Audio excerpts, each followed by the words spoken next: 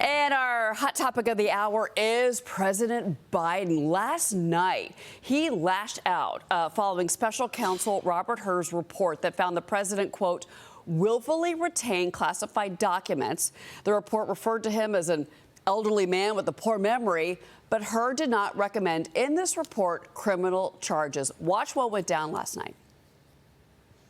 President Biden, something the special counsel said in his report is that one of the reasons you were not charged is because, in his description, you are a well-meaning elderly man with a poor memory.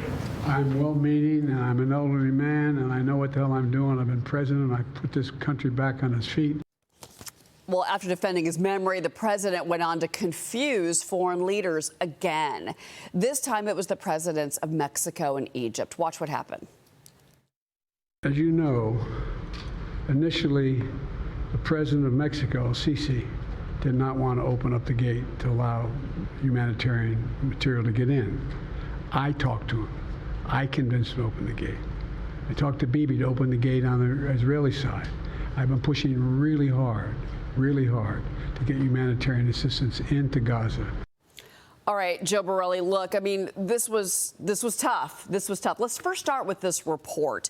Again, classified documents when he was vice president. I'm looking at Joe over here. I'm so sorry. And classified documents, elderly man with poor memory.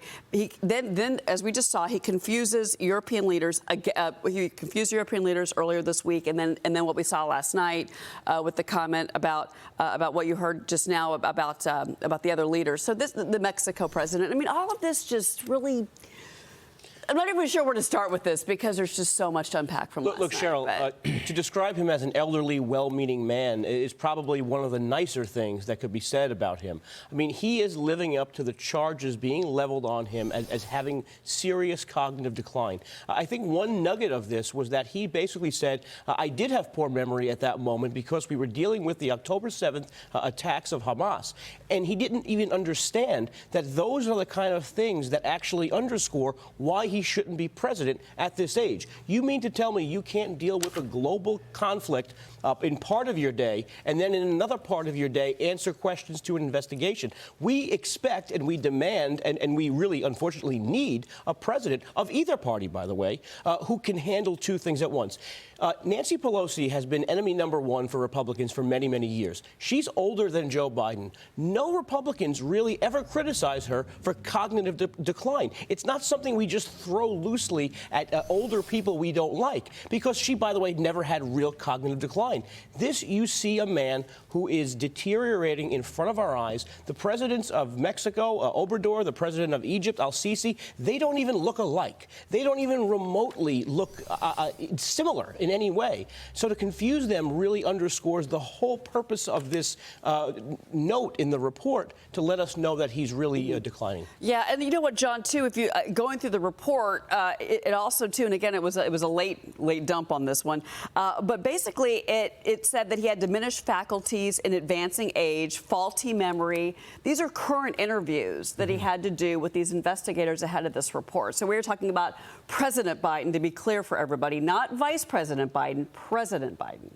That's so true. And, you know, we mentioned the fact that we have a foreign policy that right now is failing very badly. And I think his cognitive decline tells us why President Biden can't stand up to some of these misguided people from the State Department like Trump would and tell them, you guys have it all wrong on this issue in the Middle East. You're wrong on Russia and Ukraine and so on. He's just simply incapable of doing that.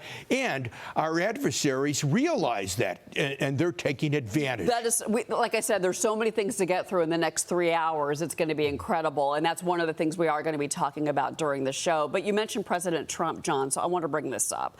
So the former president coming out saying that the Justice Department should drop the charges against him in his classified documents case, given Robert Hur's decision not to charge President Biden, Joe. So does this further the case that President Trump now has saying, because the charges against Trump are, as we know, being litigated right now? Yeah, and we saw this double standard from the outset of these two cases where, you know, the police raided Mar-a-Lago. They went through Melania's drawers. They basically used all the tools at their disposal to investigate President Trump. When it came to Biden from the outset, they handled things with kid gloves. Now, fast forward over a year, we have this report. We have an interview that we just discussed where he can't really even answer the questions. But we have this report where it outlines that he essentially did fundamentally what President Trump is also accused of doing. And there are two scales of justice, one when you're a Democratic president, one when you're a Republican president.